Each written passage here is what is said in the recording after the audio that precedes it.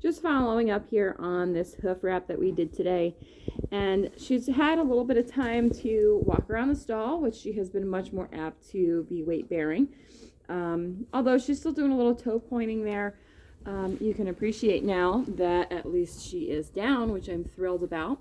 So it's taking a little bit of the load off of that other leg. Now, what I originally wanted to show you is you can see all that black, that real dark that's going on there. That's the ichthymol sugar scrub. And yes, it's coming out the backside. I went really thick with this.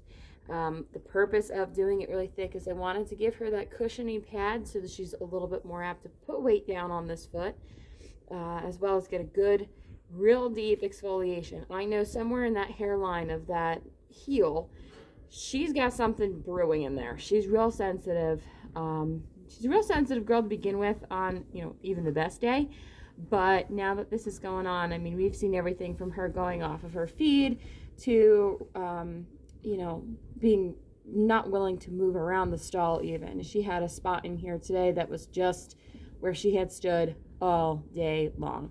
The bedding is thick in here, although she's got it beat down a little bit. I am keeping a good amount in here. I want her to be real cushioned, real comfortable. She's going to be in here for probably a good week, if not more. I do have the farrier notified about all this, so we'll see if we need to come out and assess things additionally, but as of right now, hoof trim is really not going to do me much justice. So in the meantime of everything here, the other thing that you want to keep an eye on with a horse that's got an abscess, especially one that's sensitive like her, and she's got a lot going on in her history. I am paying attention to her temperature. I don't want her to develop a secondary infection like cellulitis or something.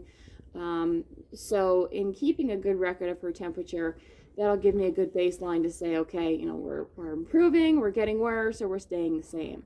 And as you are in contact with your veterinarian, they will also appreciate that information because it gives them a baseline to know where your horse is normally or otherwise. So cellulitis is something I did want to talk a little bit about because that is something that you can see come about with a real bad infection that just won't break through. So if it's not going to break through the hoof or right around the coronary band or the back of the heel, it will eventually track up that leg. And that's where you will start to see swelling. You will see secondary infection. And once you get to the level of cellulitis, you got a much bigger problem. You're treating with a much heavier antibiotic. It's usually a little bit of a longer stint that these guys are laid up then. And it also makes them a little bit more prone, historically speaking from my experience, to it happening again. So where you would just get your basic little abscess where, oh, okay, we know we have this problem. Then it turns into, oh my gosh, this horse is going to automatically go down the road of cellulitis, potentially. So I just wanted to show you this. She is doing a bit better here. And there you go, good girl. I just got Banamine into her here about, I don't know, maybe 4 minutes ago, right before I started this video. So she is doing some stretching. She is shifting her weight around a lot. She's not used to being in a stall. So these are things that I was expecting to see. I'm not upset with her behavior. And I'll just kind of pan out. She's still a little bit wet, so she's looking a little ragged here today. But she is quiet. She is an older girl, and her condition is improving, but it's very, very slow.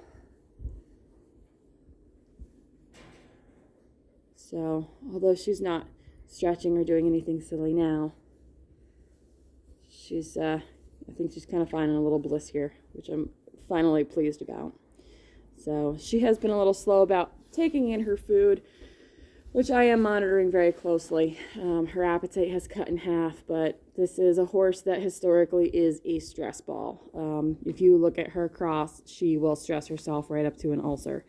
So this incident with her foot that's going on, I'm not surprised at all that this is the road that she is going down.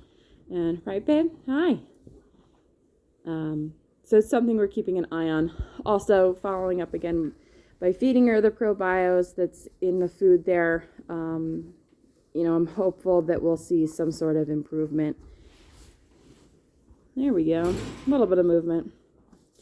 So I hope this helps you guys. Once again, just kind of give you a baseline as far as what to expect before, during, and after one of these moments. So I'll keep you posted on her progress, and hopefully she will rebound here shortly. But these heel abscesses can just be a real monster to deal with. I would much rather one, a little closer to the frog or up in the coronary band. They just seem to kind of come out a little bit cleaner, but this is what we're working with today, and the cards that we're dealt, and we're just going to get through it. As I hope all of you will just be able to press forward with similar issues, and hopefully this information is helpful. So stay tuned, and we'll keep you posted. Bye.